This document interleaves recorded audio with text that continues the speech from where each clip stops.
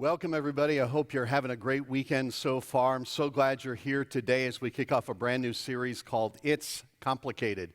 And let me give a big shout out to those of you who are joining us live online. This is our first time streaming the service live into coffee shops and homes and all over college campuses in the area. Great to have you here wherever here is for you.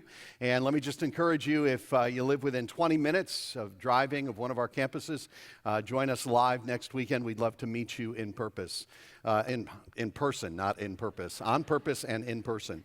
But we are kicking off this new series today called It's Complicated. Let me tell you who this series is for. This is for anybody who knows somebody. So if you have a relationship, this series is all about relationships. And all of our relationships tend to get complicated, and they get complicated because relationships always involve people, and people are imperfect. The Bible says we live in a fallen world, a world where our hearts are infected by sin, and so none of us are perfect, and therefore our relationships will never be perfect. There will always be challenges. It'll always be complicated. There was a movie that came out in the 90s called As Good as It Gets, and there's a great line in this movie about relationships. Helen Hunt plays a single mom by the name of Carol in this movie, and she's dating a guy named Melvin, played by Jack Nicholson. And she's kind of torn because Melvin is a very kind and generous guy, at least to her, but then he's rude and insensitive and offensive to pretty much everybody else. And so she's having a conversation with her mom one day, kind of sharing her frustration about relationships. And she says, "Mom, why can't I just have a normal boyfriend? Why?" And I love her mom's response. Her mom said this, "Oh, everybody wants one of those, dear. There's just no such thing." You know, that's true. None of us are normal. We're all broken, imperfect human beings, and because of that, it pretty much guarantees that we're going to have challenges in our relationships. And so we're spending a few weeks here talking about some very important biblical principles about how to have relationships that are strong and healthy and hopefully a little bit less complicated. So as we begin, let me ask you to do this. Let me ask you to bring to mind that person with whom you have the most complicated relationship, so that as we talk, you can really apply this to your own situation. Now, if that person is here with you in church, just look straight ahead, like right at the platform, right at the screen, like this doesn't apply to me at all, just okay. But who is that person in your life that you have a relationship with that tends to be complicated from time to time? Now, as you think about that, I want to begin this series with one particular sentence from the Bible, one verse that I think has a very powerful point to make when it comes to relationships. And it's in Romans 12. It says this: "If it is possible, as far as it depends on you, live at peace with everyone." And I love this because there's a dose of reality in this. If it is possible, live at peace with everyone, because it isn't always possible to have a great relationship with every person. But, in this middle sentence is important, as far as it depends on you. In other words, I need to make sure I'm doing what I can do to bring my best to every relationship. As far as it depends on you, because you can't control another human being. I mean, you can influence another person, you can try to set a great example for another person, but you can't control another person. The only person you can control is you. And so we have to begin with ourselves. And here's the reason why I mention that. I mention that at the beginning of this series because it's real easy to come to church and to hear a message on relationships and to sit there and think, I wish so-and-so was here. How can I get the link to the message online to so-and-so and have them watch it? Because they really need to hear this. Okay, I don't want you to do that. I want us to take a good, long look in the mirror and for all of us to think about what we individually, personally, bring to our relationships as far as it depends on you. So can we all do that? If you can do that, just say yes. Yes, that was not very enthusiastic. Can you do that? Yes, thank you. Let's all do that together. Okay, so this week, I want to begin by talking about what I think is one of the biggest reasons why we have complicated relationships, and it has to do with expectations. I want to talk about what I would call the expectation gap, because in every relationship, not just marriage, not just dating, not just romantic relationships, in every relationship from time to time, there's going to be a gap between what we expected and what we experience. Like, eventually, every person in your life, I hate to share this with you, is going to disappoint you. They're going to do something or say something that will not live up to what you expected of them. And so there's going to be a gap between your expectation and what you're experiencing in that relationship. I call that the expectation gap. For some of you, there may be a gap this summer on vacation between what you expected from summer vacation and what you're experiencing, especially if extended family is involved. For a lot of people, what they expected from marriage is not what they are experiencing in marriage. I would say this is true for my wife, Debbie. There's a gap between what she expected and what she is now experiencing in marriage, because it's way better than she ever expected, above and beyond what she could ask or imagine. No, there's a gap, but it ain't that one. Even in church, there can sometimes be a gap between what you expect church people to act like and what you really experience once you get to know them, okay? So this is the expectation gap. But here's the thing. When there's a gap between expectation and experience, we all fill that gap with something. And we can fill that gap in one of two ways. The first option is this: you can believe the best. You can say, I don't know why he didn't show up. I don't know why she didn't call. I don't know why that didn't happen. Maybe I was unclear. Maybe something came up. I don't know, but I'm sure that once I get all the information, it will make sense. You can believe the best about that person. Option number two is this: you can assume the worst. He didn't say goodbye when he left the house this morning. He must be mad. In fact, he probably hates me. In fact, he's probably going to leave me. You can assume the worst. They didn't tag me in that photo on Facebook. I don't know why they didn't tag me in that photo. They tagged everybody else in that photo, but they didn't tag me. Maybe they are sending me a message. Maybe they don't like me. Maybe they're putting a hit out on my life. I don't know. We're going to assume the worst. It's just a mental downward spiral. And I'll tell you where this happens a lot. This happens a lot in marriage, especially when there's been some tension in marriage.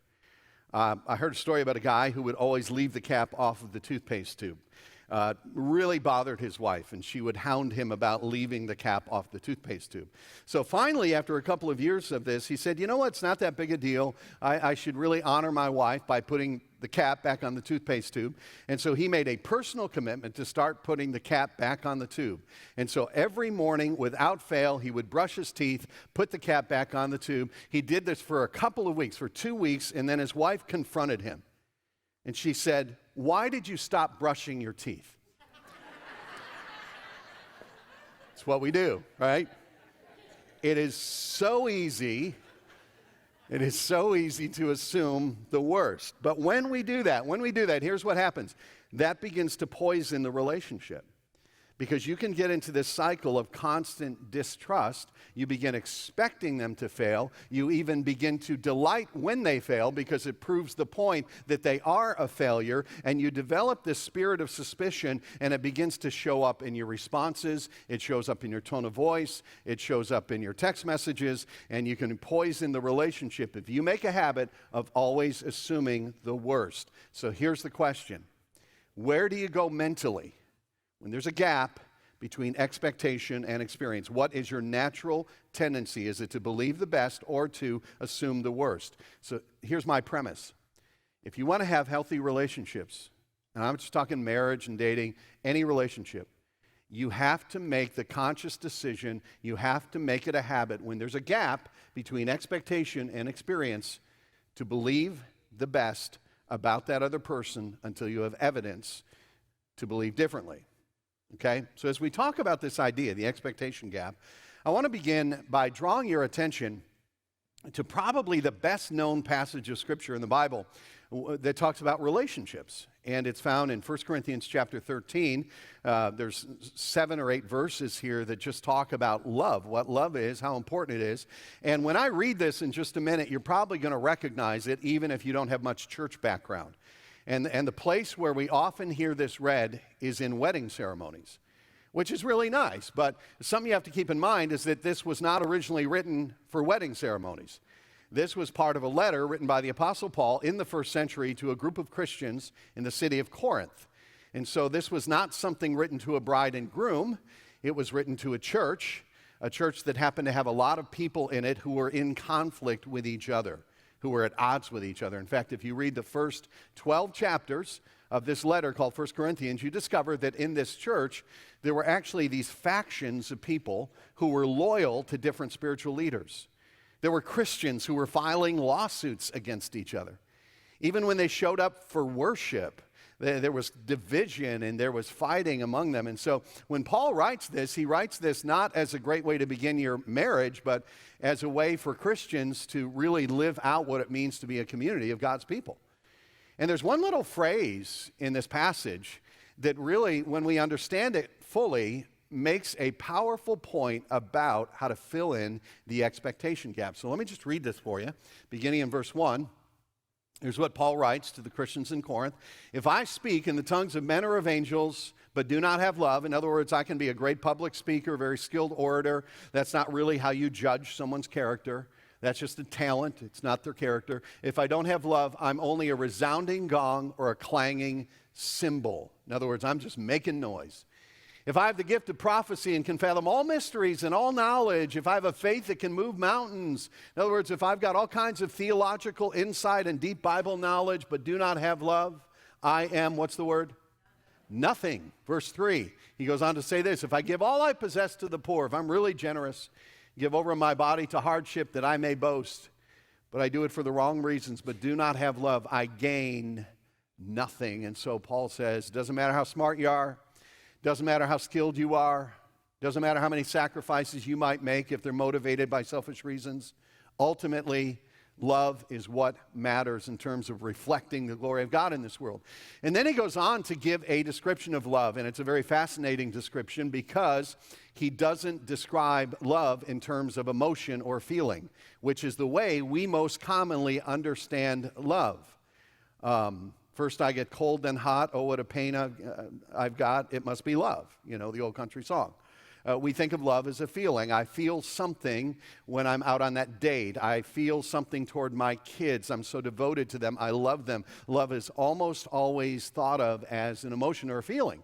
But he goes on to describe love not as what we feel, but as what we do, how we act. Listen to this, verse 4. Love is patient. Love is kind. It does not envy, because when you envy someone else, you want something they have, which means you don't really love them. It does not boast. It is not proud. You don't make yourself the center of attention if you're really a loving person. Verse 5.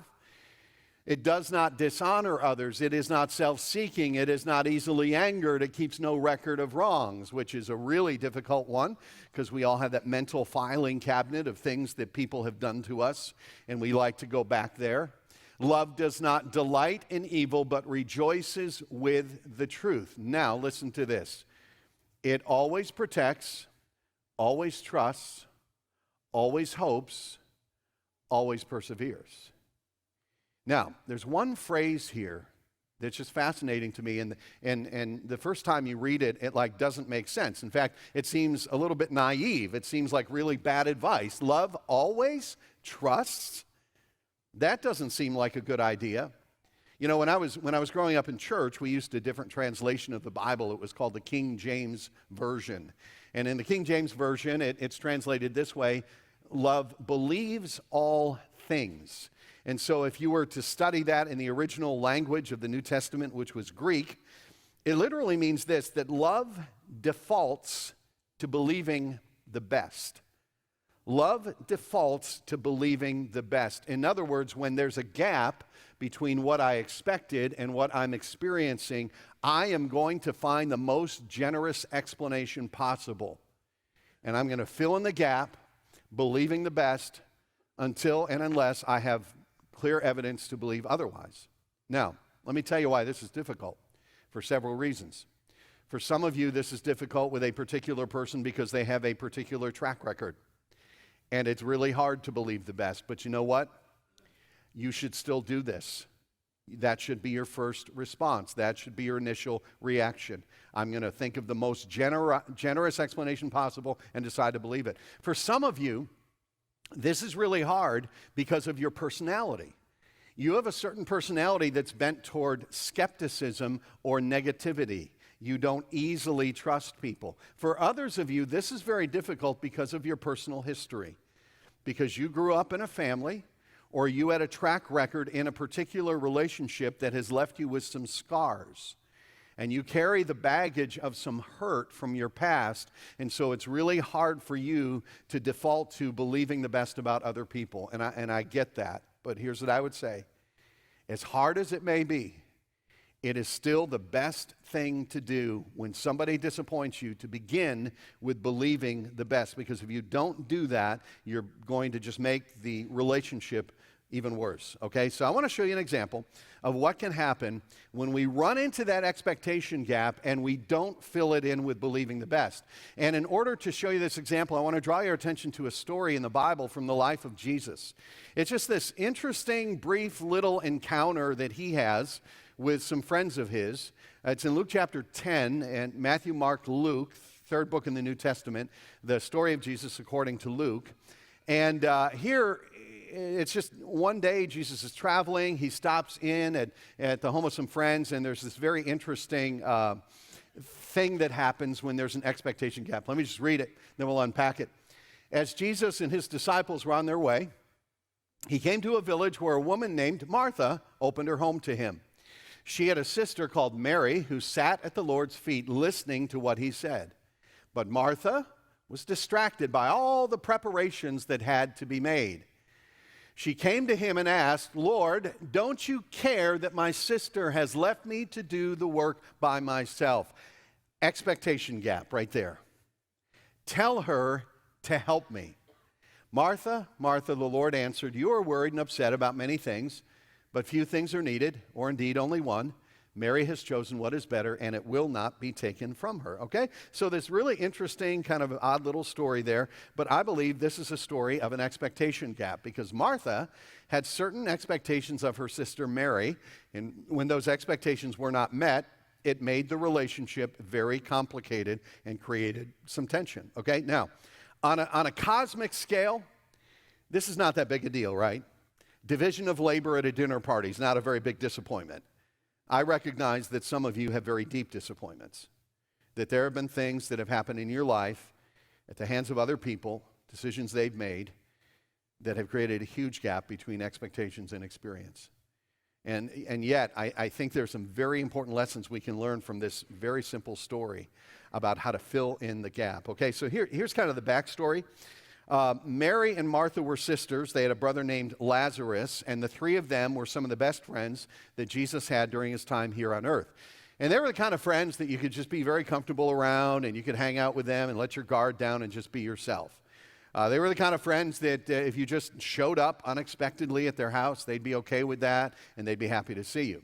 And that's what happened on this particular day. Jesus was passing through with his disciples. He stops in, and he comes to the home of Mary and Martha, and then these two women had very different expectations of what would happen during this visit. So Mary, it says, sat at the Lord's feet listening. Martha was distracted by all the preparations that had to be made. So Mary says, "Oh, this is a great opportunity for learning, for building relationship, for just kind of being in the moment." And Martha says, "Oh, this is an opportunity for me to serve others and to take care of my guests." Now, both expectations are completely legitimate, and I want to say that because sometimes when pastors or teachers talk about this passage, they really beat up on Martha, but I think we got to give Martha some love, because Martha was a hard worker, she was diligent, she was faithful. The reason Martha could open up her home to Jesus is because she had a home. And the reason she had a home was because she worked hard, okay? And it's the Marthas of the world that get stuff done. So let's give Martha a hand. So Martha's good. We like Martha, okay? But Martha had some expectations for herself that she also had of her sister. So she expected that Mary would be helping her in the kitchen, and when that didn't happen, there was then an expectation gap, and here's what she did. She filled that gap by assuming the worst, okay? So here's what I believe happened, and I like to imagine it this way because this is what I would do. I would be talking to myself while I'm in the kitchen. So Martha's in the kitchen probably having one of those conversations that we all have in our minds when we're upset with somebody. And I imagine her being in there and she's working away and she's saying, "I can't believe it. I can't believe Mary is out there just sitting and listening. I'd love to sit and listen to Jesus too. But somebody's got to make food for all these people, or they're going to be eating gas station hot dogs on their way home. There she is listening to the guy who preaches about servanthood. But who's the one serving? Martha, not Mary, Pharaoh freed the slaves, sure enough, all but one, And she's working away in the kitchen, and she's getting more and more angry. She's just stewing, no pun intended. And eventually, her frustration boils over, because here's what happens in verse 40. She came to him and asked, Lord, don't you care that my sister has left me to do the work by myself? Tell her to help me. Do you hear the emotion in that? Do you hear the stress, frustration, maybe the anger? Here's the question. Who is Martha upset with? Two people. First of all, she was upset. She was angry with her sister. Do you know how I know that? Because she calls her my sister. Right? Not Mary. You know how that works, right? Like when you're upset at your husband and you're talking to your friends about it, you don't affectionately use his first name. Let me tell you what Mark did. Let me tell you what Joe did. No, you say, let me tell you what my husband did. You're talking to your kids. Your father, yep, right? My sister. Okay, so she's upset at Mary. But that's not all. She's also upset at Jesus himself. Lord, don't you care? What does that imply? That he doesn't care. That any reasonable person, any compassionate person would have noticed how hard she was working and would have recruited someone to come in the kitchen and help her do the work. See, there was a gap between what she expected and what she experienced, and what she was doing is she was filling the gap by assuming the worst. And you know what? That is our natural bent right there. I think that is really easy to do. When we interpret a situation a particular way, somebody disappoints us, we kind of get going in our own minds about why that is and how we should feel about it, and it's really easy to fill in the gap by assuming the worst. So we're going to talk about how not to do that, and I want to give you 3 questions to ask yourself. So when you find yourself mentally starting to fill in that expectation gap by assuming the worst, I want you to ask yourself 3 questions about your expectations, because we're beginning with ourselves, right? This is what we bring to the relationship. The first question is this: have I been unclear? Very important. Martha believed that the highest priority at that moment was to get a meal ready. And she fully expected that Mary would also make that her highest priority, and she assumes that Mary knows that, and that Mary will get up off of her floor and go into the kitchen and help her sister. Okay, but here's my question. Does Mary know that that is the expectation? Does she understand that Martha is frustrated? Does she understand that maybe she might need some help? I want to give you a sentence to write down on your connection card. Very, very important sentence. It's this one. I cannot expect what I do not express. Okay, I might have saved a marriage with that statement right there. Yes, you can clap for that statement. I cannot expect from someone else what I do not express to them. And sometimes a huge part of our frustration with others is that we have unexpressed expectations of them. But it's not fair to expect something from someone else that we have never explained to them is an expectation that we have of them, because they can't read the little thought bubble over your head. And sometimes the biggest problem in the expectation gap is our problem, that we haven't made the expectation clear. And we play these mind games sometimes where we have expectations, but we don't clearly state them, and we hope the other person will figure it out, or we drop clues so that they should know what our expectation is. And we do that all the time. I think we do it more now, and it's worse now because we don't always communicate face to face. Like with text messaging. You know, sometimes, have you ever gotten a text message from somebody and they're not really clear about what they want or what they're trying to communicate to you? Let me give you some examples of text messages that create unclear expectations. So this is from a wife. Invited my mom over for dinner tonight. Husband's response: great, Okay, the lack of punctuation here is very problematic, okay?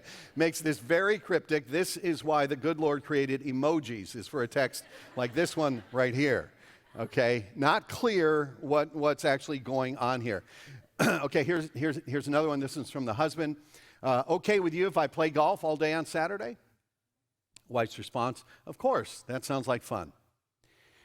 Okay, this has never happened in the history of golf right here, okay? This is not the response. This is the response right here. Whatever you want to do, which means if you're willing to put up with what you're going to get when you come home, then go for it, enjoy yourself, but there will be consequences, okay? That's kind of really what's behind that. One more example. The husband says, sorry, I didn't fill up the car. The response, fine. The only thing more cryptic than that is if you get the letter K, okay? And here's my point. Sometimes we don't take the time or we don't have the courage to be clear about our expectations, and then we get angry because people don't live up to our expectations that they didn't even know were there. Let me give you one more sentence to write down. A few minutes of honest conversation is less painful than perpetually unmet expectations. A few minutes of honest conversation, that can be hard, but it beats a forever pattern of unmet expectations. One of the healthiest things you can do in any relationship, and in this case I would say especially marriage, is to have honest conversations about where things are, what the expectations are, what went off the rails, how we can fix it. There was an older couple by the name of Florence and Percy Arrowsmith. And there was a news story about them a few years ago because they had made it into the Guinness Book of World Records for the longest ever marriage. When this picture was taken, they had been married for 80 years. He was 105 and she was 100. Amazing. And of course, you know, the person doing the interview asked them, what is the secret to having a marriage that lasts for 80 years? And I love what Florence said. She said this, we have our arguments, but we work through them together. We always go to bed as friends. In other words, they solve everything that day. We always go to bed as friends and always make up before we go to sleep with a kiss and a cuddle. And everyone said, oh, isn't that great? Yeah, very, very smart woman there. Here's what Percy said. He responded a little bit differently. For me, it all comes down to two words, yes, dear. Okay? So that's the secret right there to 80 years, in case you're wondering. My point is this, that in a healthy relationship, there is honest communication and problem solving. And I think part of the reason why we sometimes face the expectation gap is because we have these expectations that we've never really communicated, and then we get angry about them. So the first question is, it's an us question. Have I been unclear? The second question is this question, have I been unfair in my assessment, in assuming the worst? In other words, am I being fair with that other person? Do I really have all the facts? Do I really know their motives? Do I know their heart? Okay, let me go back to the story of Mary and Martha. Here's what she says, my sister has left me to do the work by myself. Here's what that implies. My sister, Mary, knows that I'm in here working hard and that I expect her to be in here working with me. And she knows that, but she's ignored that, and she's thinking, I'm just going to let Martha do it by herself because I don't like Martha. It's kind of implied there. Or, Lord, don't you care? Implied, Lord, you're not a very caring person, which we know that he was. And sometimes what we do is we give ourselves the benefit of the doubt in situations like this, but we don't give other people the benefit of the doubt. And we assume we know what they're thinking, why they're doing it. We're very unfair sometimes. A few years ago, our leadership team here at the church read a book together by Patrick Lencioni. The book is called The Advantage.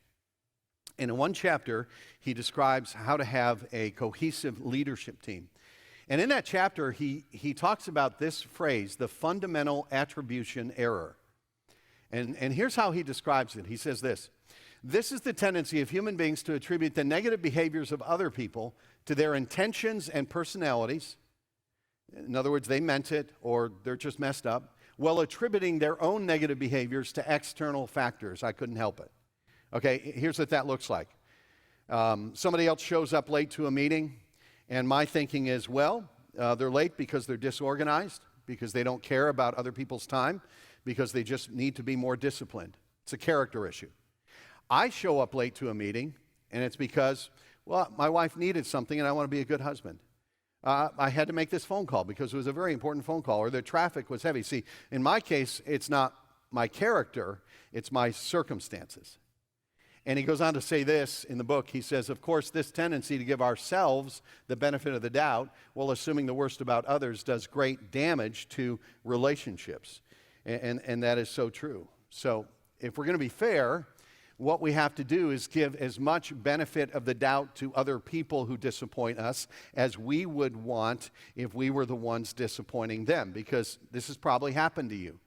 There's probably been a time when you did something or said something, and then you found out later on that someone interpreted that a certain way, and they were bothered by it, and you heard about that, fortunately, and you went to them and you said, you know what, I'm so sorry, I never meant it that way, I didn't mean to do something that would come across that way, I'm sorry, I will never do that again. Probably happened to you, right?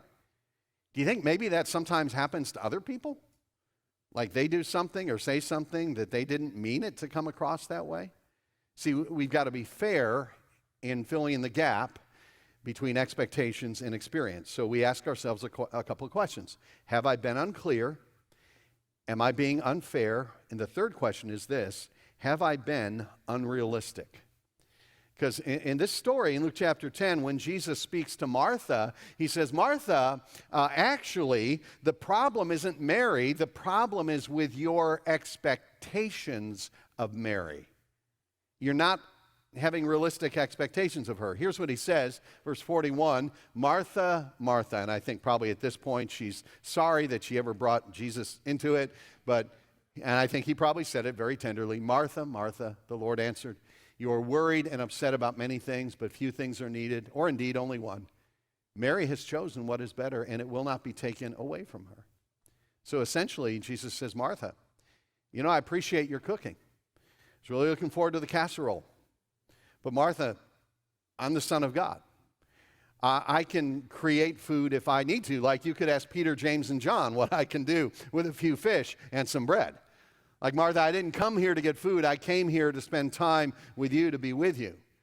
So Martha wasn't doing anything wrong. What she was doing was perfectly legitimate. It was good. The problem was she had an unrealistic expectation of herself, first of all, and then she transferred that expectation onto her sister Mary, when the best thing that she could have done would be to get out of the kitchen, let go of her perfectionism, and just enjoy the moment. Let me tell you what I've discovered about people and sometimes about myself, that sometimes we are so dysfunctional that we get mad at the people who are stable because they won't be as crazy as we are. Can I be honest with you? I have a mild dislike for people who have fun a lot, because I'm a hard worker, and sometimes I look around at other people who are just, enjoying their lives, and I think, it must be nice, 3-day weekends.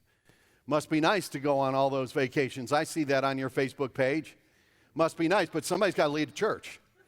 Like somebody's got to do the Lord's work around here, So I can't believe you're having all that fun. You need to be miserable with me. Mary, get in here in the kitchen and work with me and be miserable because I'm miserable.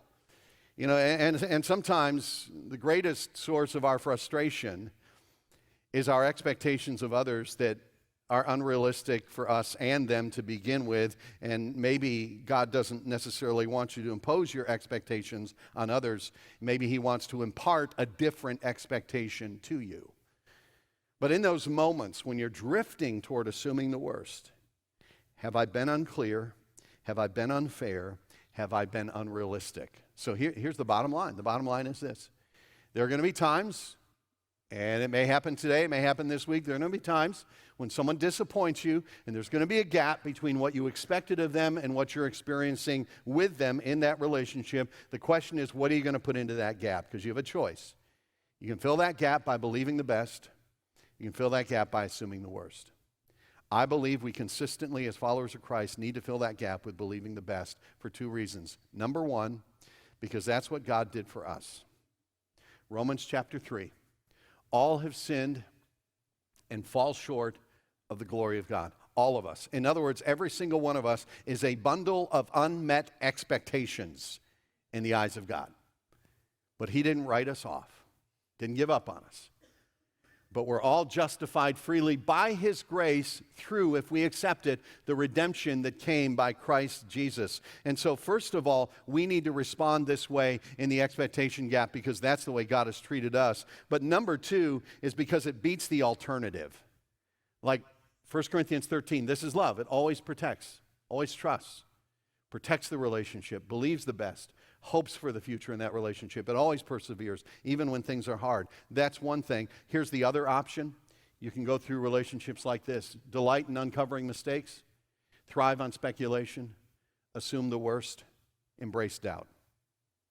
So imagine you're sitting down with one of your older kids who's about to get married and you're going to give them some marriage advice. Is this what you would tell them?